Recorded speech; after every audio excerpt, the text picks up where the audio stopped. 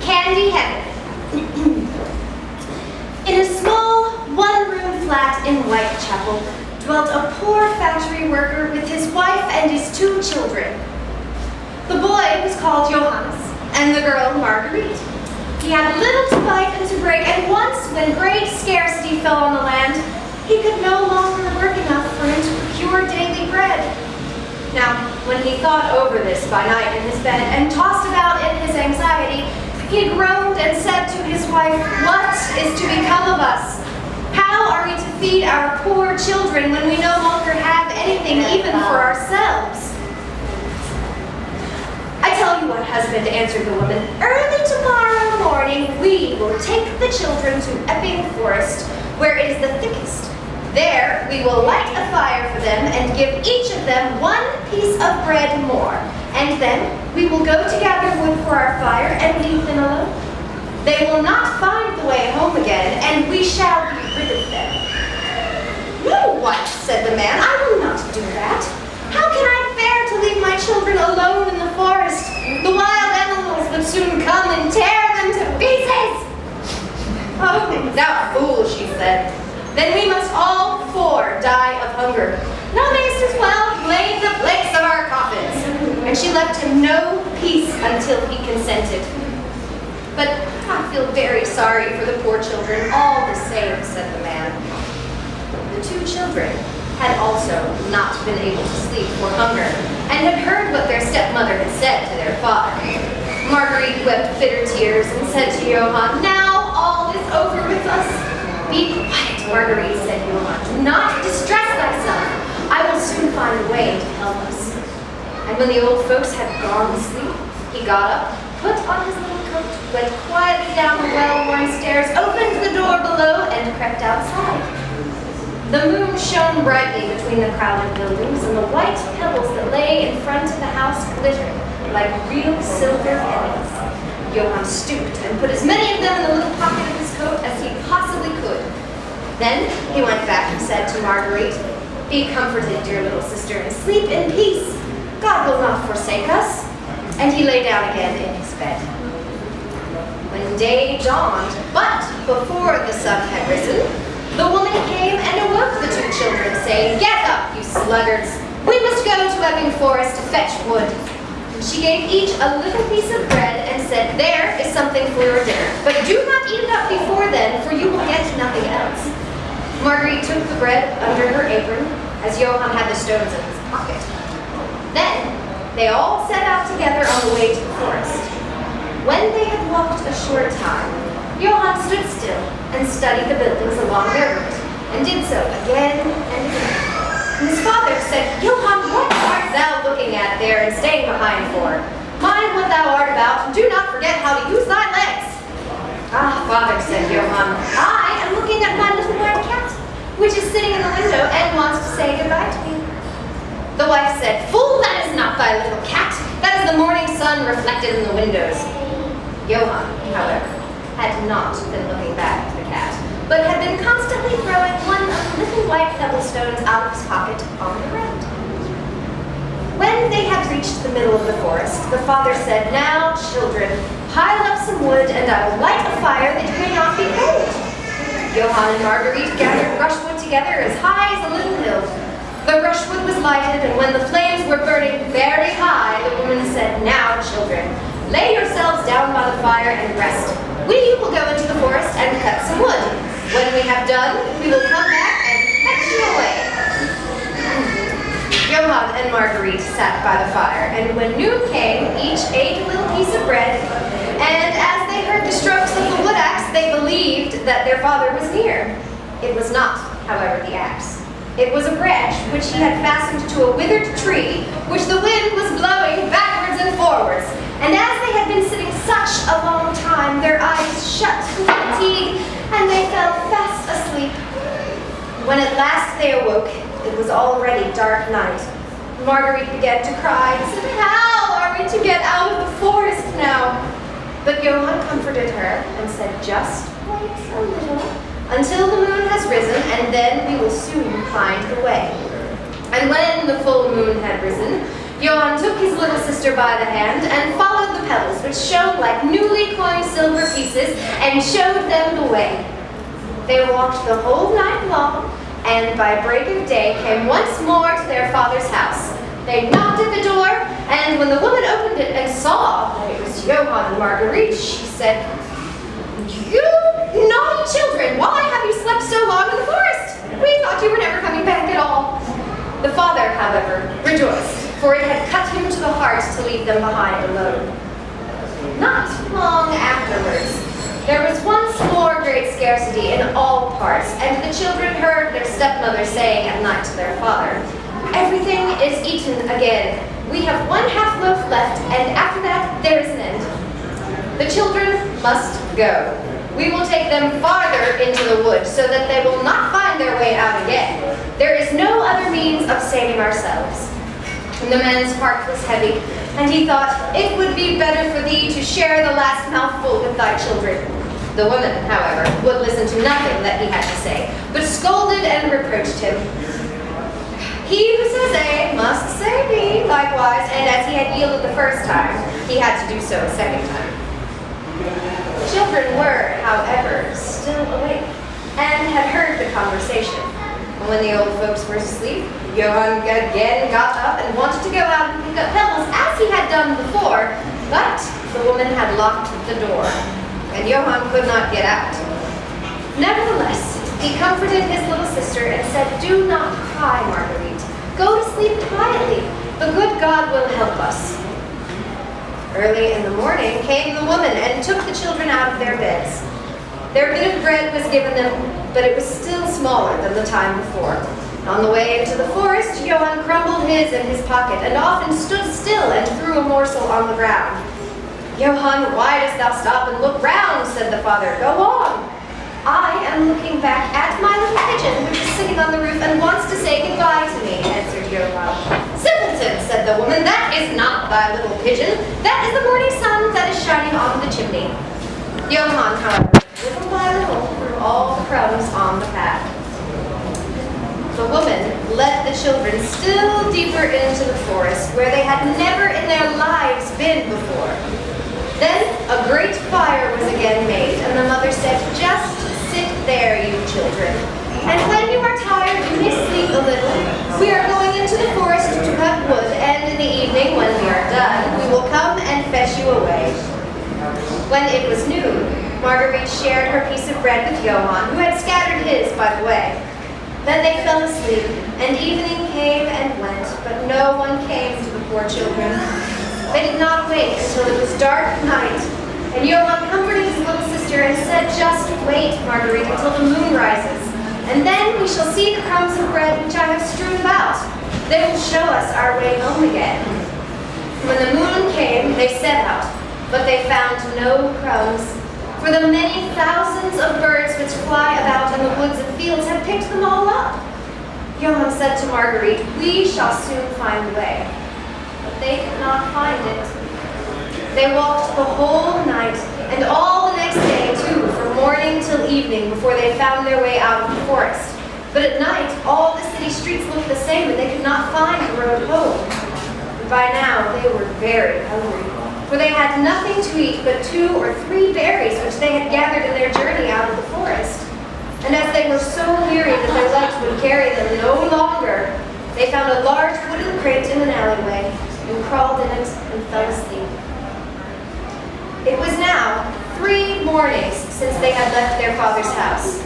They began to walk again, but found themselves walking in circles in a dirty and abandoned area of the city. The doors of the shops were locked, and the streets were eerily quiet. They knew if help did not come soon, they must die of hunger and weariness. When it was midday, they spotted a bright red balloon floating just above an ancient stone wall. Their hearts beat with hope as its movement was so purposeful they were sure it marked the progress of someone just beyond the wall. Mesmerized by the bright bouncing ball, they followed it eagerly, ignoring the hunger and exhaustion that had only moments before been a reminder of the nearness of death. After following the balloon for quite some time, they were surprised to discover it bobbing in place, just above the ground at what appeared to be an entrance to a very old part of the city, its ancient outline marked by the stone wall itself. However, walking through the entrance, they were surprised to find no hand holding the string of the bright red balloon. Marguerite once again began to cry, but Johann told her, "Do not cry, Marguerite, for surely the owner of this red balloon must be nearby in the city behind the wall. We will find him." Suddenly, the wind carried the bright red balloon farther into the old city within the wall, and the children followed it, hoping it would take them to the child whose hand its string belonged. And as the balloon floated wildly from one building to the next, Johann noticed that the now abandoned buildings had once been sold nearly everything that one could imagine. Their faded signs like a fading echo of all the wonderful things that once could have been bought on the street. One last gust of wind blew the bright red balloon deeply into the city behind the wall, and it came to rest against a particularly lonely-looking building. Yet, when Marguerite looked at the sign, she saw the words, "Candy Heaven." Although the sign was faded, the once beautifully colored sweet painted below the words was still so tempting that her stomach growled loudly. Johann put his hands against the glass and wiped the years of dust away so he could better imagine the store as it must have been. Candy Heaven, he sighed. At first glimpse, the store seemed as empty as he saw the bright red balloon inexplicably inside the store. He called for Marguerite to look, and as he wiped away a spot for her to look inside, he noticed that the store seemed less empty than he first believed. He tried the door handle, and to his surprise, it opened with a loud creak. Marguerite hesitated to go inside, but Johann guided her through the door, saying, "Perhaps we will find something sweet left inside. If not, at least we will have a warm place to sleep tonight." But when they opened the door, they saw another door. And through that door they saw a sight too wondrous to believe. Beyond the inner door was a room full of whimsical machines and brightly colored candies. There were rows and rows of jars full of candies in every color they could name, and even some they had no name for. And all around the room were scores of candies were more fantastical than the most fantastical thing they had ever seen. There were chocolate bears dressed in red licorice vests, gingerbread carriages drawn by marzipan horses, and even a tree made of lollipops so big you could lick them for a week and still have plenty to savor. There was a train that ran on a track that circled the room, with cars full of toffees and creams running on taffy through a mountain made of marshmallows. In the corner, they found a table set for tea with a mechanical monkey poised to pour. When they sat down, he awoke noisily and began to pour a silky brown liquid into what they discovered were spun sugar cups. A copper wind-up mouse scurried across the table, who served them heavenly squares of marshmallow on the tip of his copper tail. They laughed as they plopped several of them into the most delicious cocoa they had ever tasted. Marguerite declared that this was truly candy heaven, but Johann laughingly said, if it were truly heaven, there would be cake too. And at the word cake, a great clamor was heard from the other side of the room, and a silver chicken with bright green eyes entered and perched just under the roof's arch. With a few clucks, the chicken laid a giant egg into a giant silver bowl. The bowl traveled slowly down a metal ramp, each turn of the gears turning a whisk as it descended. Halfway down, a cuckoo clock shaped like a barn opened, and a beautifully painted ceramic blue cow dropped butter into the bowl, and two miniature airships dropped sugar and flour into the bowl. It continued down the whisking ramp and slid into a waiting oven, whose first door slammed shut loudly as a spring was released by the pan entering the oven. In a few minutes, another door opened, and a perfect sponge cake appeared. After another few minutes, a beautiful gold bird picked the cake up in her beak and brought it to their table. Just as the bird flew away, a soft voice cried from further inside the store, is all this noise? Who could possibly be baking a cake? The children answered, the wind, the heaven-born wind, and went on eating without disturbing themselves, leaving not a crumb on the plate. Suddenly, another inner door opened, and a very, very old woman who supported herself on crutches came creeping out.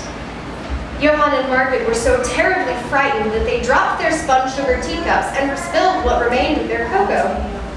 The old woman, however, nodded her head and said, "Oh, you dear children, who has brought you here? Stay with me. No harm shall come to you." And she patted them both softly on the head and bade them to stay seated. Then more good food was set before them. Milk and pancakes with sugar, apples, and nuts. Afterwards, they were led to the back of the store where two pretty little beds were covered with clean white linen. And Johann and Marguerite lay down in them and thought they were truly in heaven. The old woman had only pretended to be so kind. She was, in reality, a wicked witch who lay in wait for children and had created a whimsical candy store in order to entice them there. When a child fell into her power, she killed it, cooked and ate it, and that was a feast day with her. Witches have red eyes and cannot see far, but they have a keen scent like beasts and are aware when human beings draw near. But with times so scarce, it had been a very long time since she had any children enticed into her candy heaven. When Johann and Marguerite wandered into the city, she laughed maliciously and said mockingly, "I have them. They shall not escape me again." And she enchanted a bright red balloon to lure them to her store. Early in the morning, before the children were awake, she was already up. And when she saw both of them sleeping and looking so pretty, with their plump red cheeks, she muttered to herself, "That will be a dainty mouthful." Then she seized Johann with her shriveled hand, carried him to the attic, and placed him in a locked cage. He might scream as he liked. That was of no use. And then she went to Marguerite, shook her till she awoke, and cried, "Get up, lazy thing! Fetch some water and cook something good for thy brother. He is in the attic, and it is to be made fat. When he is fat, I will eat him." Marguerite began to weep, but it was all in vain. She was forced to do what the wicked witch ordered her. And now, the best food was cooked for poor Johann, but Marguerite got nothing but crab shells. Every morning, the woman crept up to the attic and cried, "Johann, stretch out thy finger that I may feel if thou wilt soon be fat." Johann, however, stretched out a little bone to her, and the old woman, who had dim eyes, could not see it, and thought it was Johann's finger, and was astonished that there was no way of fattening him. When 4 weeks had gone by, and Johann still continued to be thin, she was seized with impatience and would not wait any longer. "Marguerite," she cried to the girl, "be active and bring some water. Let Johann be fat or lean, tomorrow I will kill him and cook him." Oh, how the poor little sister did lament when she had to fetch the water, and how her tears did flow down over her cheeks. "Dear God, do help us," she cried. "If the wild beasts in the forest had but devoured us, we at any rate should have died together." "Just keep thy noise to thyself," said the old woman, "and that won't help thee at all." Early in the morning, Marguerite had to go out behind the store and hang up the cauldron with the water and light the fire. "We will bake first," said the old woman. "I have already heated the oven and kneaded the dough." She pushed poor Marguerite out to the oven, from which flames of fire were already darting. "Creep in," said the witch, "and see if it is properly heated, so that we can shut the bread in." And when Marguerite was inside, she intended to shut the oven and let her bake in it, and then she would eat her too. But Marguerite saw what she had in her mind and said, "I do not know how I am to do it. How do you get in?" "Silly goose," said the old woman, "the door is big enough. Just look, I can get in myself." And she crept up and thrust her head into the oven. Then Marguerite gave her a push that drove her far into it and shut the iron door and fastened the bolt.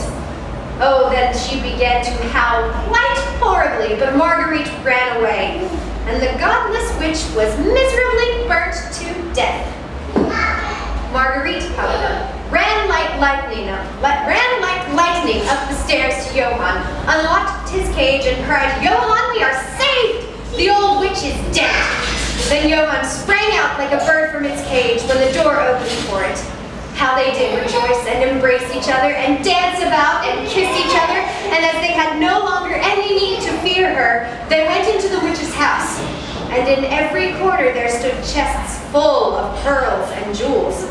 "These are far better than pebbles," said Johann, and thrust them into his pockets, whatever could be got in, and Marguerite said, "I too will take something home with me," and filled her pinafore full. "But now we will go away," said Johann, "that we may get out of this terrible old city behind the wall." As they were leaving the witch's house, Marguerite wound up the beautiful gold bird and set it free. Watching it fly away, she cried, "Beautiful, beautiful bird, I wish you could tell me what you see." As she and Johann made their way out of the old city behind the wall, they discovered the gold bird waiting for them. It sang to them, "I once was a real bird flying free, but the witch's spell imprisoned me in a body of gold. Now you have set me free, and as a reward, I will show you the way home." The beautiful bird did so, and after they had walked for a short time, the streets and houses seemed to be more and more familiar to them. And at length they saw from afar the window of their father's flat. Then they began to run, rushed up the stairs and in the door, and threw themselves into their father's arms. The man had not known one happy hour since he had left the children in the forest. The woman, however, was dead. Marguerite emptied her pinafore until pearls and precious stones ran about the room, and Johann threw one handful after another out of his pocket to add to them. Then all the anxiety was at an end, and they lived together in perfect happiness